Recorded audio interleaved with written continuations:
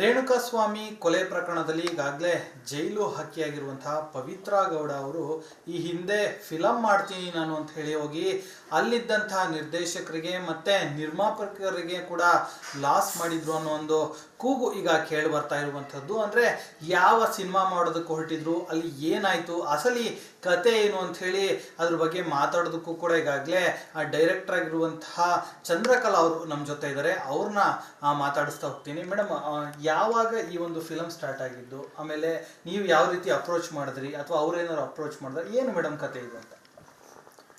Sir, actually ನನ್ನ cinema ಮಾಡೋಕ್ಕೆ ಮುಂಚೆ ಅವರು ಬೇರೆ ಸಿನಿಮಾದಲ್ಲಿ ಆಲ್ರೆಡಿ ಮಾಡಿದ್ರು. ಅವರು ಯಾವ ಫಿಲ್ಮ್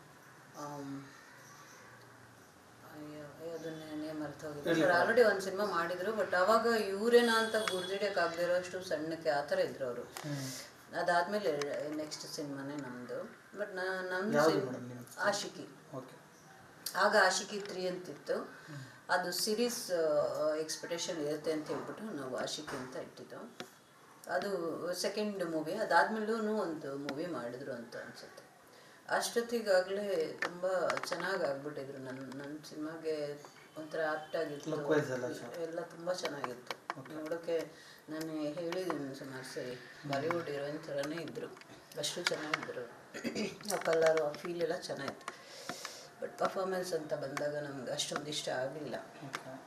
ಆಮೇಲೆ ಎಲ್ಲ ಒಪ್ಕೊಂಡಿದ್ರು ಅವರು. ನಾವು ಏನು ಆಶಿಕಿ ಅಂತಂದರೆ ಒಂದು ರೊಮ್ಯಾಂಟಿಕ್ ಮೂವಿ ಇತ್ತು. ನಾನು ಎಕ್ಸ್ಪ್ಲೇನ್ ಮಾಡಿದ್ದೆ ಕೂಡ ಏನೇನಿರುತ್ತೆ, ಈ ಸೀನ್ ಬೈ ಸೀನ್ ಎಲ್ಲ ಎಕ್ಸ್ಪ್ಲೇನ್ ಮಾಡಿದ್ದೆ, ಎಲ್ಲದಕ್ಕೂ ಒಪ್ಕೊಂಡಿದ್ರು. ಸೊ ಅದಾದಮೇಲೆ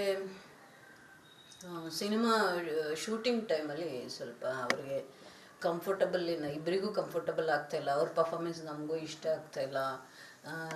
ಮತ್ತು ಅವ್ರಿಗೆ ಹೆಂಗೆ ಎಕ್ಸ್ಪೆಕ್ಟೇಷನ್ ಇತ್ತು ಅಂತ ಗೊತ್ತಿಲ್ಲ ನನಗೆ. ಸೆಟ್ ಅಂತಂದರೆ ಸುಮಾರು ದೊಡ್ಡ ಸೆಟ್ಗಳು ಆ ಥರ ಫೀಲ್ ಮಾಡಿದ್ರು ಅನಿಸುತ್ತೆ. ನಮ್ಮದು ಜರ್ನಿ ಸಬ್ಜೆಕ್ಟ್ ಇತ್ತು, ಕಾರ್ ಒಳಗಡೆ ಶೂಟ್ ಇತ್ತು.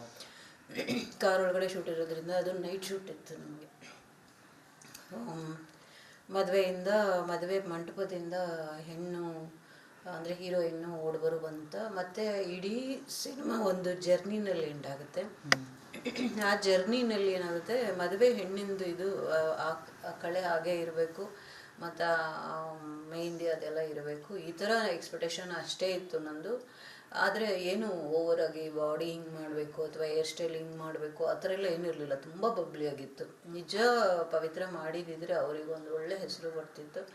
ಅದ್ರ ಜೊತೆಗೆ ನಮಗೊಂದು ಸ್ವಲ್ಪ ಕಷ್ಟನೂ ಆಗ್ತಿತ್ತು, ಸ್ವಲ್ಪ ಜಾಸ್ತಿನೇ ಕಷ್ಟ ಆಗ್ತಿತ್ತು. ಅದು ಆಲ್ ಓವರ್ ಇಂಡಿಯಾ ಓಡಾಡೋದಿತ್ತು. ಸುಮಾರು ನಾವೊಂದು 60 ಡೇಸ್ ಹೊರಗಡೆ ಇದ್ವಿ. 60 ಡೇಸ್ ಕಂಪ್ಲೀಟು ನಾವು ಆಲ್ ಓವರ್ ಇಂಡಿಯಾ ಸುತ್ತಾಡಿದ್ವಿ. ಈ ಕಡೆಯಿಂದ ಆಂಧ್ರದಿಂದ ಹಿಡಿದು ತಮಿಳ್ನಾಡು, ಕೇರಳ, ಪಂಜಾಬ್, ಚಂಡೀಗಢ, ಈ ಥರ ಎಲ್ಲ ಇದು ಇವ್ರು ಕರ್ಕೊಂಡು ಓಡಾಡೋದು ನಮಗೆ ಕಷ್ಟ ಆಗ್ತಿತ್ತು. ಒಂಥರ ಒಳ್ಳೇದಾಯಿತು ನಮಗೆ, ಇವರಿಂದ ನಾವು ದೂರ ಆಗಿದ್ದು ಒಳ್ಳೇದಾಯಿತು. ಯಾವ ಕಾರಣಕ್ಕೆ ದೂರ ಆಗಿದ್ದು ಮೇಡಮ್? ಮೇನ್ ರೀಸನ್ ಏನಂತಂದರೆ, ನನಗೆ ಫಸ್ಟು ಅವರು ಸ್ವಲ್ಪ ಬ್ರ್ಯಾಂಡು ಕಾಸ್ಟ್ಯೂಮ್ಸ್ ಬೇಕು. ನಾವು ಅದನ್ನು ಒಪ್ಕೊಂಡಿದ್ದೆ. ನಾನು ಅದನ್ನು ಅವ್ರವ್ರಿಗೆ ಏನು ಇಷ್ಟ ಬರುತ್ತೋ ಅದರಲ್ಲೇ ಮಾಡಿಸಿದ್ವಿ. ಆಮೇಲೆ ಮೆಹಂದಿ ಹಾಕಿದ್ನ ನನಗೆ